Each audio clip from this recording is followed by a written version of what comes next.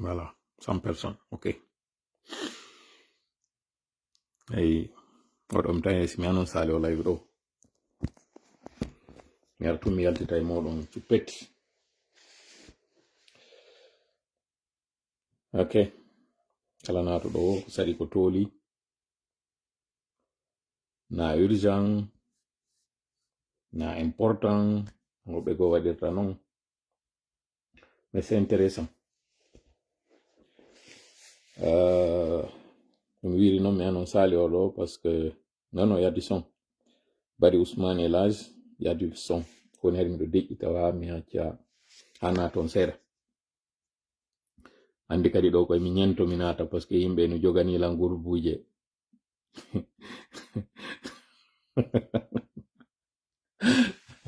Apparemment ɗanaka e dimanche. Leydi lagine ndin fof mi geri ndi ɗanaki. Tola dari konɗa e gerde ɓe. Dariɗa ronkina yimɓe kaɓe ɗano. Ok, ray jentite moƴƴa o live ɗo wala juutude. Piji tati a dimmi ɗo. Fala no yon heɗuteɗi to tinna mi gayna tun kañum kadi mi wiya ferme moi mi jokka kañum kadi ñallal ngal. Ara non ko par rapport e ko live mo mi wat non e dimanche mi yika commentaire ji gibi hankil lendi yimɓe no ara landito on joni mamadi noon no ka pale fusme yaali tola konda e wolde kon koye haala wi woni woɓɓe ara carrément inna fenay woni woɓɓe ara inna ko visibilité ko ni jokkoton ko feno woni yewta ɗon seeɗa par rapport e ɓen ɗon ko woni toɓɓere ara nder nde toɓɓere ɗimmere nde en yewta e fi kon ɗum fewndi ka seynerde jibbi e dimanche réunion ji ɗi ɓe waɗi ɗin humpita on andon c'est sans surprise on yi résultat ji ɗi ɓe woni e yaltinde ɗin mi landi noon e alati minni ko waɗuto hombo ata juulede ka aduna mi jabaki on mi yi ko noon jaabiki on fo wi ko fana on famal kon ɗo waɗi sim landani on ɗum on famay noon si Allah jaɓi e nder ɗe balɗe ɗo en même temps kadi o yi nden ñande mi ari minni miɗo jala minni on miɗo fiimi miɗo helti leggiji on famali kadi kon ɗo waɗi si mi jalani ko fuɗɗagol on live am on famay noon ka nder live ɗo seeɗa mi ɓoƴƴinana on seeɗa ɗammon ɗum e yewta e fi deftere nde Tibu Camara waɗi nden nde walli fi nden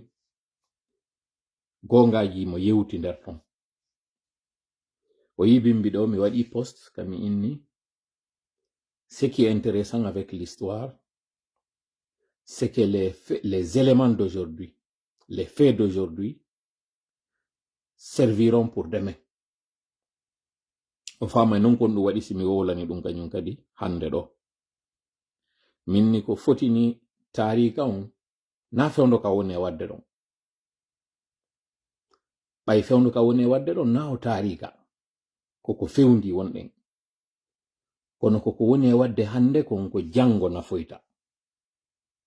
no mi wirta en non ko waɗi hande kon ari waɗino hankin ko woni e wadde hande kon no wawi waɗitoyde jango ko nder o live ɗo mi laɓɓinanta en ɗon seeɗa muɗum oɗo live min ni wala juutude si Allah jaɓi ɗe mari noon live faɗɗi jango si Allah jaɓi mi waɗete annatandan noon ko saɗi mon ko toli mo kala inde mum e yettore muɗum no mi wiiri noon on wata famude kon ɗo mi waɗiri o live mo mi waɗi alate hiɗon hawji miɗo faami on kadi ono wonɓe arde ɓe landito mi yiyali noon hay hunde ɓen ɗon hiɓe feddeji ɗiɗi ha tati ko hakkunde ɓen wonɓe arde landito ɓay haray hiɓe falano yo waɗu e hakkunde ɓen wonɓe arde landito ɓay hari no anini ɓe falano ka yo waɗu ko ɓeɗo ɗiɗo na non hande ɗum fuɗɗigoy ko ɗum waɗi si mi waɗani on hande ɗo ayewal wongal ka suratul mulki na ɗon to woni ko nino ka suratul mulki ba'da billahi minash shaitani rajim ka Allah on daali ɗon wa yaquluna ɓe wi'a mata ko honde tuma hadal wa'du nden fodore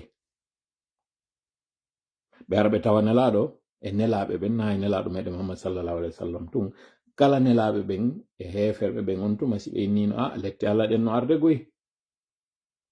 si woni ɓe arali ɓe ara ɓe inna mata ko wonde tuma woni konko wonɗa e wolde ɗum mata hadal wa'du ɓe watta ɗon non in kuntum sadiqun si tawi koye gonga wonɗon si onti wiwno tum mata hadal wa'du haray no wawi kamɓe ya julɓe ɓe wiwno ɗon mata nasrullahi ko honde tuma ballal Allah ngal arata o andi ko sendi landa ɗen on arɗo landagol ma fiya yewtumo e on arɗo landagol ma ɓay kanko e mo andi ko andi kon ɓeyɗiɗo no seedi donc nayam fuɗɗi haɗata kadi yam aroɓe wiya ko honde tuma konko wiwɗa ɗon ko honde tuma ɗen lette arata ma ko honde tuma daɗugol ngol arata Allah hikko e yeeso ɗon qul innamal ilmu indallahi qul wi'u innamal ilmu andu gandal ɗum ɗon indallahi kaka Allah woni donc konko wonɗo lallandade ɗon mi wawata wiyatade ko nde tuma waɗata hay si miɗo anduno mi wowlata ko nde tuma waɗata mi ala jutinde yewtere nden ɗon no mi wiri noon on famata hande ɗo kon ɗum mi waɗiri on live ɗon fiyon ɗum non hatta faamu onon ko reno ɗon kaka ittoto ɗo wula onon o rena cippirowol ngol ley si ɗon anduno cippirowol ngol ley on famayno mi yetto en ɗo non tun ɗiɗi pet yaltitanoji on ɗi tawa hara ɗin ɗon hiɗi yaltite kene harana ko wirni kon on live an ɗon kon ɗum battini miɗo andi mi tanyi redu yimɓe woɓɓe ɗanaki hay e goɗɗo jalnin mi wini wo ɓay mi waɗi on live ɗon mi gayni kanko e ɓeygu makko ɓay ɓe fokkiti walagol ɓeygu makko fuɗɗi wadde robde nuit waɗi wini mo he ta waɗo ɗo robde nuit yoy ko anani ko tola wowli kon oyni kon ɗum tola wi oyni wo tola wi kikiɗe ɗo goɗɗum o tawi on waɗanɗolan ɗum on information addanɗolan ɗum jalninmi miɗo andi ɗum ɗon ara o kirɗina e woni wo ñaariru non aroy rewoy ka hoore tol maɓɓe jemma on couple wadduɗo ɗum tawi hari debbo on no yawiti yaarir ɗum ɓayre wi dow ton o debbo on kapiti modi muɗum inne mo andi tola ko woli ko woni gonga anani wo modi makko fanqi ɓuɗe wowlali fus oɗa bete waɗi hito sowndi oɗa fanqi ɓuɗe fus wowlaki ɗum ɗo ko kirɗingol tum wonno kono pour être vraiment très sérieux senerde hari ka jemma ɗon no eɓɓi hari ɓe waɗa e parade hari ɓe eɓɓi ɓe yaltay e nder saare nden ɓe waɗa payago hay ɓe jonni no carburant motar ɓe yo yaltu jemma on ɗon waɗa kiiru garawi ko jemma ɗon ɓe fuɗɗoto no ambiance maɓɓe on mais ka toɓɓere ɗimmere mi yetike on mi wolnay on kon ɗum fewndi ka nder senerde sabu kono ko ɓe yii ko ñallal alatingal yimɓe ɓe yaltali ɓe yii nano ɓe sikkirno non par ce que en réalité grawanto si yalti wowli goɗɗum kono famali kon ɗum o yalti o wowli ɗon yimɓe ɓen nanimo inna ko racisme yagal yimɓe ɓe yaltiri kono racisme wonaɗo yewtede ɗon fi mum Alpha Condé ko maninkajo Sellu Dalen ko pullo kono Mamadi ko maninkajo Mamadi hina forisejo Mamadi hina bagajo so inni ko racisme yagal yimɓe ɓe waɗi ko fulɓe ɓen hari fanda fimum ina maninka men sina ɗum siko racisme yagal waɗa Alpha ko maninkajo si ɓe wotanno Alpha sabu racisme yagal ɓe wotaneno kañum kadi Mamadi sabu racisme yagal ɓay oɗo kañum kadi komo maɓɓe na ɗum a réalité sosoɓen hari ɓe weltaki ko tawi kon directoire de campagne on ko jonna ko bawuri ɓe yeta mbuɗi jonnama ɓe yaali ɗi kamɓe kadi ɓe fiɓi annuye aw ɓaytugo ƴetti mbuɗɗin on jonni fulɓe ɓen yo fulɓe ɓen joni waɗango golle ɗen menen mi wona ka amen donc hay sosoɓe yaltali ça c'est d'abord une information mo dowa ɗon andude sosoɓen tigi yaltali ka ittagol mone ɓe yaltali Fuuta on kan ɗum ɗon hewtami yetto on page maɓɓe ɗin on fopi ɓe deƴƴi wonnoɓe wiide ɓen Fuuta fotti fi Mamadi Dumbuya ni mo tappi ka tabal himo moni mo seytinani ɓe fop konto mbuɗi ɗi mi jonni on ɗin on ɗaynilan ko jamfa mon ka andira ɗon kan pullo sanzata ndaare ko waɗuɗon lan o waddilan e luttuɓɓen fo mi hoolike o mi hoolori o mi halfini on jaka ko mbuɗi wonno ɗon e yaltinde jaka na yimɓe ɓen no wona ɓe wolanede ɗum ko mbuuɗi maɓɓe ɓe ƴettuno woɓɓe ɓen ɓe financi hande ɗo ɗum no mapini ɓe wakkilike inɗe maɓɓe boni ɓe bonike yimɓe maɓɓe ɓe tunintinike ko ɓe landi kon waɗali ɓe jamfama e bangeji ɗin fof mbuuɗi maɓɓe noon bonnama e ɓe andi noon kankadi mamadi o hoolaki ɓe ittay ɓe la première des choses ko woni eɓɓude nini konno limogirtaɓe konno degomirtaɓe nden ande ɗon iɓe mari nde ɓe susta yaltude ɓe yettoye ino woniri ɓe bude ino woniri ɓe hersa ka hersa ɗo ala ka yewtede fi mum ko wona wolede fi mum tola yaltuno dimanche kikiɗe wimen goɗɗum waɗay ɗum waɗali ko tola wona yewtede fi mum mais c'est pas grave no welanmi parce que au moins so yewti fi an o yewtata fi goɗɗi go ça m'intéresse o yika commenteji wonɓe arde inna fene kono ɓe wonɓe arde wi'a fene si mi arani mi wowli ara ɓe humpa fanni mantimi wolade ala ɓe habbi ko woni ko ande ɓe jogi taw monano ɓe son ari ka commenteji wata monano ɓe few konko ɓe woni arde ɗon holli ɓe ndaroɗe konko ɓe woni arde ɗon holli jaka tola wolta ko jakano mapini ɓe andi jaka tola ko wolta ko jaka leyno hitti parce que ko onno tawiri konko mi woni e wolde ɗon mapiniɓe à tel point tawa e lendiri nden bimbi koye ɓe ara ɓe déversa mone maɓɓe on ka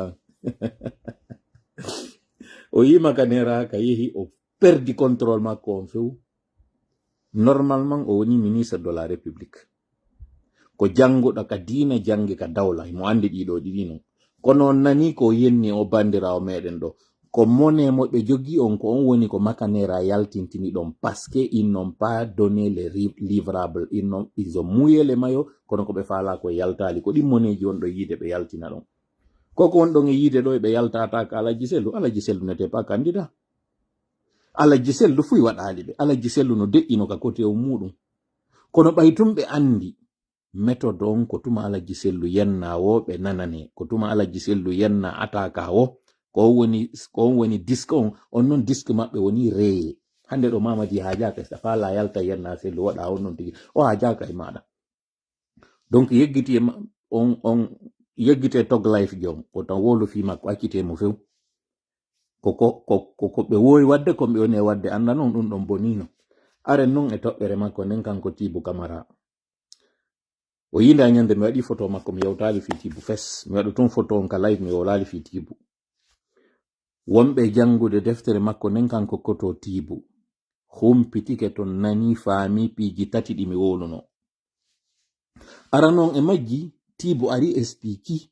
wonde ma crise financière woduno ɗon binde ka kudeta on waɗata si Amadou Damaro Camara honorable Amadou Damaro Camara ka barwal ari wowli konko mi wowlino mi yeeti o minni mbuuɗi ala minni ministère ji ɗin ko monastère ji Tibu Camara ɗo en tant que journaliste en tant que conseiller en tant que tawɗon no andi régime ji ɗin fop parce que taw régime mo woni o tawaka ka duuɓi noga e sakkitiɗo ɗo ko régime CNRD woni o tawaka taw ko ɗo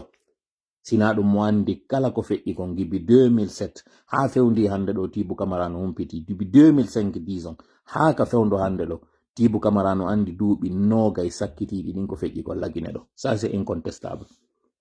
oɗo o yewti ka nder deftere makko to wonde ma binde ka kudeta on waɗata hari crise économique on hewtino hari nokkugo tola fewndo wonno wolde ɗum ɓe arayno ɓe fenna tola ɓenna ko fenande wonɗa e wolde komi yaltintiniri ɗum ɗo ko yon andu fenande nde mone wolde hande nden ko ndemmi wonno wolde hecci hankin na de hankin e hande ɗo nden fenande ande ari nde wonti gonga o yinde awa nde fenande an hande ɗo kadi mi haw jaafi mayre fes mi wi'i crise financiére on en hewtino nokkugo CNRD no suuɗi o yiyay kañum kadi fi ɗum ɗon anditen noon entre 2021 et 2025 situation on amélioraki goy Fred Tibu ari confirmi konko mi wowno kon on tuma deuxièmement fewndo mi arno mi yewti ɗo fi makko kanko Alpha Boubacar mi explique rôle négatif mo woni e wadde on ko jamfi kon alaji sellu mi woli fi domi ɗin on tuma kañum kadi yimɓe yaltuno ataki mi ini ta wolu fi UFDG wolu fi goɗɗum go ko anduɗa ta wolan men fi UFDG deftere makko den so yi on janginde deftere makko nden kanko Fred Tibu mo ari yewti nder ton fi ko mi woli kon fi mum o live mo mi woluno fi ɗi cabbi ɗi mi wi'i ko goɗɗo njulajo opérateur économique jo salino ɗum laato ko mi arno mi woli on live ɗon mi yaltini ɗin gongaji ton Fred Tibu ari ɓaƴƴiniɗi ɗon andini ko honno kanko Alpha Boubacar honno yadde o dénoncera e njulaɓe donc min mi mapaki mi hawja few mi ana yalte tretollan kala ko faal ɗon wi on ko mi fenowo miɗo ni hay ka commentaire ji goɗɗo na ɗon ina menteur international mi blokatamo few parce que miɗo andi on ko arɗo heɗitagol ko moniɗo ko yo ara holla mone on ji on non jangon andon ko on ɗum metti ɓe min mi ara mi ala yewtirgol ɗo fiyo mi hoole no mi inniri non ko mi ari yewtugol ko mi landima o heɗitolan tun an ta hoolo ko mi wolta ko mi ɗaɓɓaya hoololan mi ɗaɓɓaya yiɗan mi ɗaɓɓa fus juuɗe ma ko mi ɗaɓɓi wo ƴettu tun nowru maɗa ndum ɓannanalan sa ɓannanilan du mi lowa ton goɗɗum si mi lowi ton goɗɗum si nafaali hande o nafoyay jango par ce que go'o histoire on filloy to innoya wonande nunɗuɓe ɓen a wolno dey ɗum ɗon par ce que on yeddata ɗum ɗon kansi mi woli ɗimmel mum kañum kadi marɓe hakkilɓen hakkille maɓɓe ɗen ɗe udditoto si ɗe ombaki ɓay ko ɓerɗe ɗen omboto si ɓernde on tigi nden ombaki on tigi artina hakkil ndara konko mo newolde tammel muɗum ko kanko fretibu ka wari spiki ka nder deftere makko ka tawata wari o jonnilan gonga crise sécuritaire mo mi yewtuno on fi muɗum on hakkunde maɓɓe kamɓe nder ton minni nantodiraka mi wowno ɗum on tuma kadi minni ɗo reni ɗo eɗon sikka ɓeɓe on ɗon yiide ɗo hiɓe nantodiri ɗum ko fewndo rpg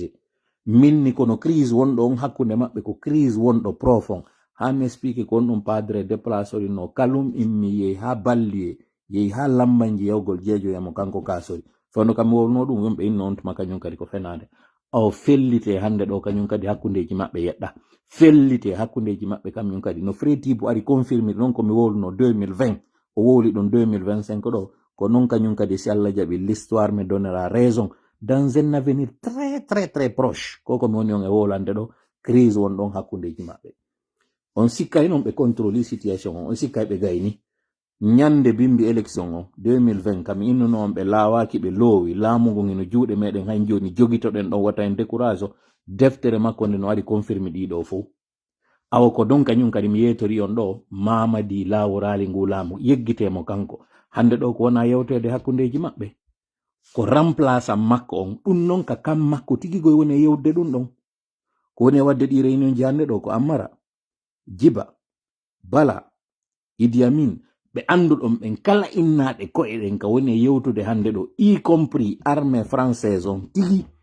ko woni e yewtude fi muɗum ɗo ko hande ɓe yii jaka il n'a aucun poids il ne pèse rien il n'est pas du tout populaire o ɗayni hoore makko o ɗayni yimɓe ɓe et l'information du jour mo woni on e jonnude kañum kadi avant de venir avec les détails dañande mi yewti fi paramaçonnerie mi yeeti on il a été décrié armée française on fuɗɗike retirade e makko ɓe fuɗɗike ɓe yii ɓe andi si ɓe riski ɓe waɗi ko wanno kon ka Sahel ko ɗum sonjata ɓe ko ɗum mi arno ɗo yewtugol on pendant que live on o heɓi ɗo 19 minutes mi ala juutingol yewtere ko argol tun innon jogite ka jogitiɗon ɗon si ɓe faalaɓe yaltuɓe ina Mamadi heɓi 100% wota ɗum haaji on o yi Mamadou Hasimi soirée ɗo ɓiɗɗo Allah hinno Allah jijaka soirée o jeyɗo média inneteɗon Africa Guinée innaɗo ko journaliste jo gibi o hendi décret makko on ɓe foɓɓe yaltino ko innete golle ko ɓe jokki ko propagande wo maali yemberen jonni Mamadi 85% 85% ɓe fanɗi hay ko 100% ɓe duwano wiide Mamadi heɓi ton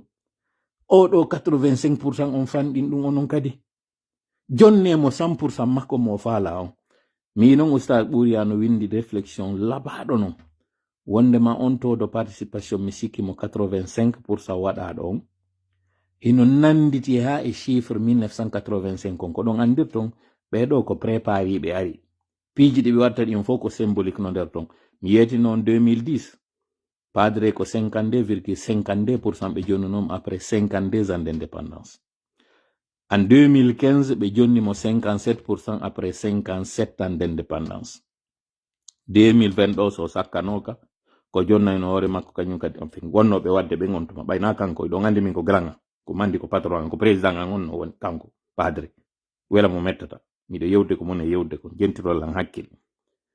wonnoɓe wadde ɓen on système ko ɓen han joni continue ɗo le même système n'a pas changé et les mêmes personnes sont toujours là ɓe wadde ko ɓe faala ko donc kadi ko ɗum ɗo addunolan yewtugol ɗon jogite ka jogitiɗon ɗon ko woni arde kon no arde aray kadi fana bew aray kañum kadi yi on kono ɓay tun ɗon hawji no woɓɓe go kadi hawjirno ɓaawo mima paaki ko saati kon no saati no laati kañum kadi tori kala wono balla meɗen allahumma amin hawrinde en sawab allahumma amin wone ka cuuɗi moɗon taw yaltu wone ka cuuɗi moɗon wota on yaltu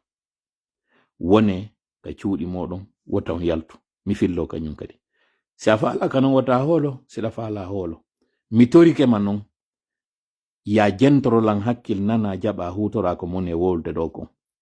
ko mi fennano kon 2020 mi ronka holede mi yawita 2025 do goddo mo tawata ha hande min e fretibu men yewtali wallahi haka wonde yewde do min e fretibu ha hande men yewtali mi jogaki numéro makko min umpodira fes sakko wona haray be yewti ko dum wadi say o yalti o wadi de deftere ko deftere makko nde walli fi o yaltini o wol didi morno din fop ya e daronde très intéressant un très beau livre